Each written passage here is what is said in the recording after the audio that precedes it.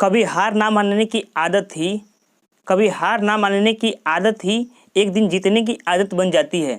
Hello everyone, मैं बसंत मौर्य स्वागत करता हूं आपको हमारे आईएएस पॉइंट के यूट्यूब चैनल पे। दोस्तों, आज हम लोग कक्षा 7 की एनसीईआरटी ज्योग्राफी के चैप्टर नंबर 1 को कवर करेंगे। जैसा कि हमने पिछले वीडियो में क्लास 6 की एनसीईआरटी की सभी अध्यायों को, सभी चैप्टर को पूरी तरह से कवर कर चुका है। अगर आपने उस वीडियो को नहीं देखा है तो हमारे प्लेलिस्ट में जाकर के सारी वीडियो को आसानी से देख सकते हैं, या फिर नीचे डिस्क्रिप्शन में उसका लिंक दिया गया है पिछली वीडियो को, आप उस वहाँ पर जाकर के सारी वीडियो को आसानी से देख सकते हैं।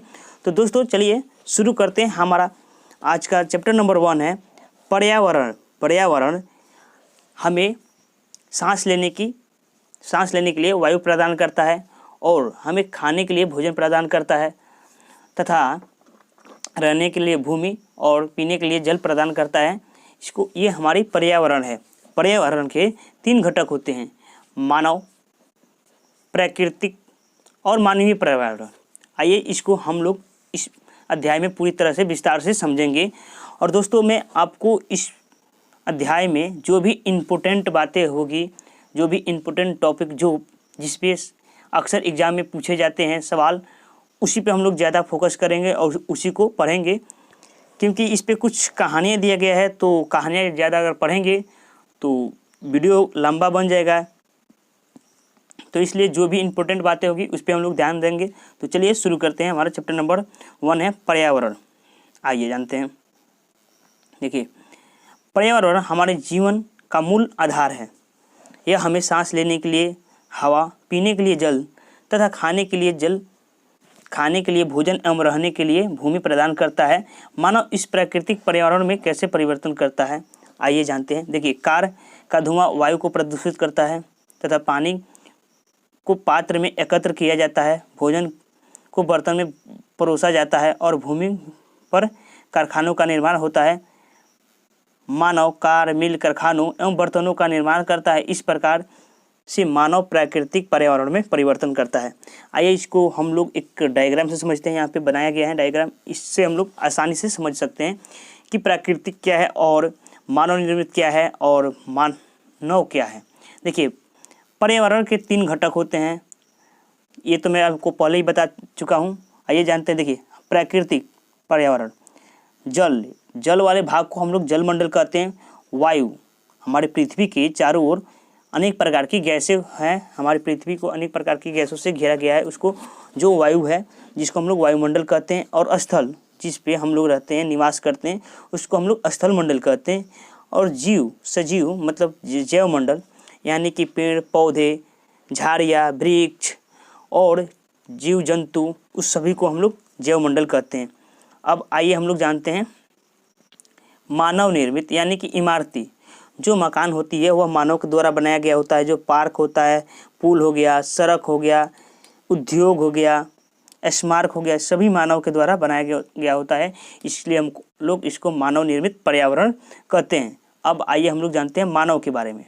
मानव, देखिए, एक व्यक्ति या परिवार या समुदाय मतलब कि बहुत सारे लोग, बहुत सारे परिवार मिलकर एक समुदाय का निर्माण करते हैं। अब यहाँ पे हम लोग जानते हैं धर्म, शैक्षिक, आर्थिक, राजनीतिक स्थिति, यह सभी मानव पर्यावरण के घटक हैं।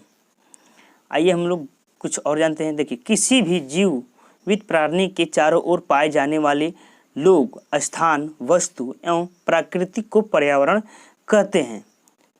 यह प्राकृतिक एवं मानव निर्मित परिघटनाओं का मिश्रण है। प्राकृतिक पर्यावरण में पृथ्वी पर पाई जाने वाली जीवे एवं अजीवे दोनों परिस्थितियाँ सम्मिलित हैं। यहाँ पे हम लोग देखते हैं जीवे और अजीवे। देखिए, सजीव प्राणियों का संसार, जैसे पादप एवं जंतु को हम लोग जीवे कहते हैं। निर्जीव पदार्थों का संसार स्थल वाले भाग को हम लोग निर्जीव कहते हैं। निर्जीव यानी कि जिसमें जान ही ना, और सजीव यानी कि जिसमें जान हो। ये तो आपको पता ही होगा। आइए यहाँ पे जानते हैं। जबकि मानवीय पर्यावरण में मानव की परस्पर क्रियाएं, उनकी गतिविधियों एवं उनकी द्वारा बनाई गई रचनाओं सम्मिलित है। आइए यहाँ पे कुछ शब्द की उत्पत्ति, यानी कि हमारा जो पर्यावरण शब्द है, इसकी उत्पत्ति कैसे हुआ। पर्यावरण यानी कि इन्वायरमेंट शब्द की उत्पत्ति फ्रेंच शब्द से इन्वायरोनियर या इन्वायरोनियर से हुई है, जिसका अर्थ है पड़ोस। आइए अब जानते हैं हम लोग प्राकृतिक पर्यावरण। देखिए, भूमि, जल, वायु, पेड़ पौधे एवं जंतु जीव मिलकर प्राकृतिक पर्यावरण का निर्माण करते हैं। स्थलमंडल, जलमंडल, वायुमंडल एवं जैवमंडल से हम लोग पहले ही परिचित होंगे, क्लास 6 में हम लोग इसके बारे में जान चुके हैं। आइए, पृथ्वी की ठोस पर्पल पट्टी या कठोर ऊपरी परत को स्थलमंडल कहते हैं। जो हमारी पृथ्वी होती है, इसकी ठोस जो ऊपरी पर्पल पट्टी होती है, ऊपरी पट्टी जिस पे हम लोग निवास करते हैं, इसको हम लोग स्थलमंडल कहते हैं। यह चट्टानों एवं खनिजों से बना होता है एवं मिट्टी की पतली परत से ढका होता है। यह पहाड़, पठार, मैदान, घाटी आदि जैसी विभिन्न स्थलाकृतियों वाला विषम धरातल होता है। ये स्थलाकृति महाद्वीपों के अलावा महासागर की सतह पर भी पाई जाती है। स्थलमंडल वह क्षेत्र है जो हमें वन, कृषि एवं मानव बस्तियों के लिए भी भूमि, पशुओं को चरने के लिए घास स्थल प्रदान करता है। यह खनिज संपदा का भी एक स्रोत है। जो हमारी स्थलमंडल है, इस पे सभी चीज़ स्थलमंडल पे ही तो पाई जाती है। हमें खाने के लिए भोजन का भी आवश्यकता होती है, पेड़ पौधे मतलब जो भी है सब चीज़ तो स्थलमंडल पे ही उपलब्ध होती है। पशुओं को चरने के लिए पशुओं की भोजन सब चीज़ स्थलमंडल पे ही पाई जाती है, इसलिए हम लोग इसको स्थलमंडल कहते हैं। तो स्थलमंडल जो है वह एक खनिज का संपदा भी है और खनिज भी तो स्थलमंडल पे ही पाई जाती है। आइए आगे जानते हैं। ये देखिए, एक डायग्राम बनाया गया है जिसमें समझाया गया स्थलमंडल क्या है और जलमंडल, जीवमंडल, वायुमंडल। देखिए, स्थलमंडल यानी कि सड़क, घर द्वार, मकान, इसको हम लोग स्थलमंडल कहते हैं। जल वाले भाग को जलमंडल कहते हैं। और जैवमंडल, यहाँ पे जैवमंडल हो गया, ये हो गया हम लोग का पेड़ पौधे, पर्वत, पठार। और यहाँ पे आ गया वायुमंडल, जो पृथ्वी के चारों तरफ से घिरा हुआ है वायु से, इसको हम लोग वायुमंडल कहते हैं। दोस्तों, आप लोग नोट्स बनाते रहिएगा। अगर नोट्स में कोई भी प्रॉब्लम हो तो आप हमारे व्हाट्सएप ग्रुप में होंगे तो आप हमारे पास मैसेज कीजिएगा, आपको सारी चीज़ें बता दी जाएगी। या फिर नीचे डिस्क्रिप्शन में इंस्टाग्राम, टेलीग्राम का लिंक दिया गया है, आप वहां से जा करके आप ज्वाइन हो सकते हैं और मैसेज कर सकते हैं। हमें किसी भी प्रकार की कोई भी प्रॉब्लम हो तो आप एक बार अवश्य मैसेज कीजिएगा। आइए यहाँ पे हम लोग जानते हैं, जल के क्षेत्र को जलमंडल कहते हैं। जो जल वाला भाग होता है उसको हम लोग जलमंडल कहते हैं, यानी कि नदी, तालाब, समुद्र, महासागर जैसे विभिन्न जलाशयों को मिलाकर जलमंडल का निर्माण होता है। यह सभी प्राणियों के लिए आवश्यक होती है। जो सभी जीव जंतु होती है उनके लिए जलमंडल काफ़ी आवश्यक होती है। देखिए, पृथ्वी के चारों ओर फैली वायु की पतली परत को, पृथ्वी है जो हमारी, उसकी चारों ओर फैली वायु की पतली परत को हम लोग वायुमंडल कहते हैं। पृथ्वी का गुरुत्वाकर्षण बल अपने चारों ओर के वायुमंडल को थामे रखता है। जो पृथ्वी की हमारी गुरुत्वाकर्षण बल है, जो वो पृथ्वी की चारों ओर की जो वायुमंडल है उसको अपने तरफ खींची हुई रहती है। यह सूर्य की झुलसाने वाली गर्मी एवं हानिकारक किरणों से हमारी रक्षा करता है। जब जून की महीना होती है, जबकि जून में ही सबसे ज़्यादा गर्मी पड़ती है, या सूर्य की रोशनी से जो भी हानिकारक किरणें निकलती है उस सबसे हमारी रक्षा करती है।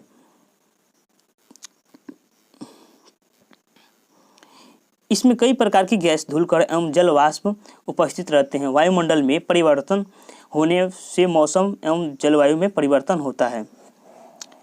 पादप एवं जीव जंतु मिलकर जलमंडल, जैवमंडल एवं सजीव संसार का निर्माण करते हैं।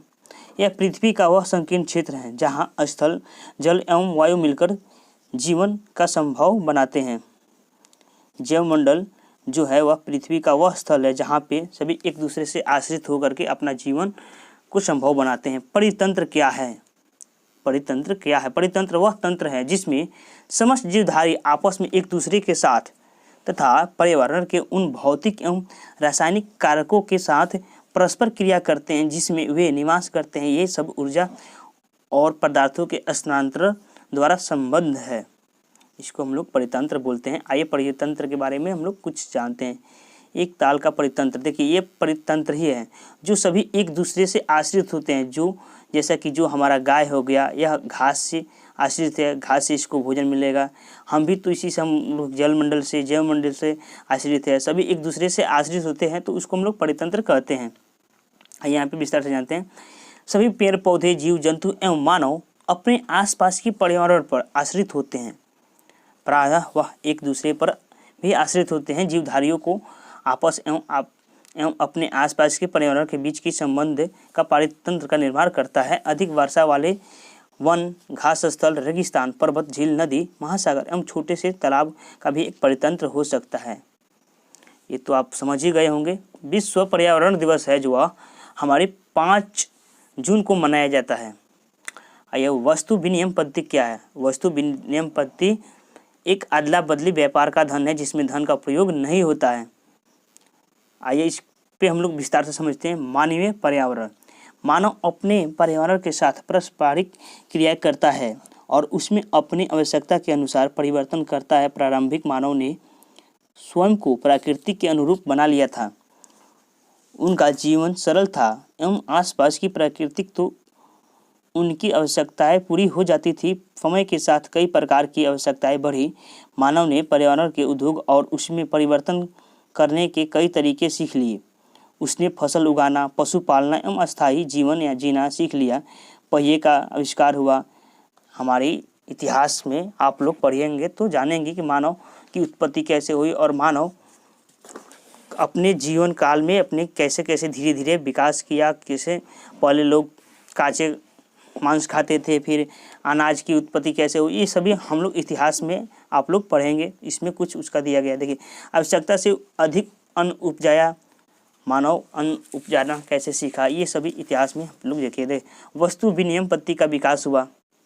वस्तु विनिमय पद्धति का मतलब होता है कि आप जो आपके पास अगर मान लीजिए चावल है और दूसरे के पास गेहूं है, तो आपको गेहूं चाहिए तो आपको उसके पास उसको चावल देना पड़ेगा, तब वो आपको गेहूं देगा। इसी को तो हम लोग वस्तु विनिमय पद्धति कहते हैं। व्यापार आरंभ हुआ एवं वाणिज्य का विकास हुआ। औद्योगिक क्रांति से बड़े पैमाने पर उत्पादन प्रारंभ हो गया। परिवहन तेज गति से प्रारंभ हुआ। सूचना क्रांति से पूरे विश्व में संचार सहज और दूरस्थ हो गया। ये इस विश्व में सभी कोई एक दूसरे से आश्रित। तो दोस्तों, हम लोग का चैप्टर हो गया 1 नंबर समाप्त। अब हम लोग अगले वीडियो में अगले चैप्टर पे बात करेंगे। और अगर आपने अभी तक हमारे यूट्यूब चैनल को सब्सक्राइब नहीं किया है तो प्लीज़ सब्सक्राइब कर लीजिए और बेल आइकन को ज़रूर दबा दीजिए ताकि हमारी हर वीडियो का नोटिफिकेशन आपके पास पहुंच सके। और लाइक कीजिए और शेयर कीजिए, और कोई भी सवाल हो आप तो कमेंट बॉक्स में अवश्य पूछिए। तो चलिए मिलते हैं अगले वीडियो में, तब तक लिए दीजिए हमें इजाज़त। जय हिंद, जय भारत, वंदे मातरम।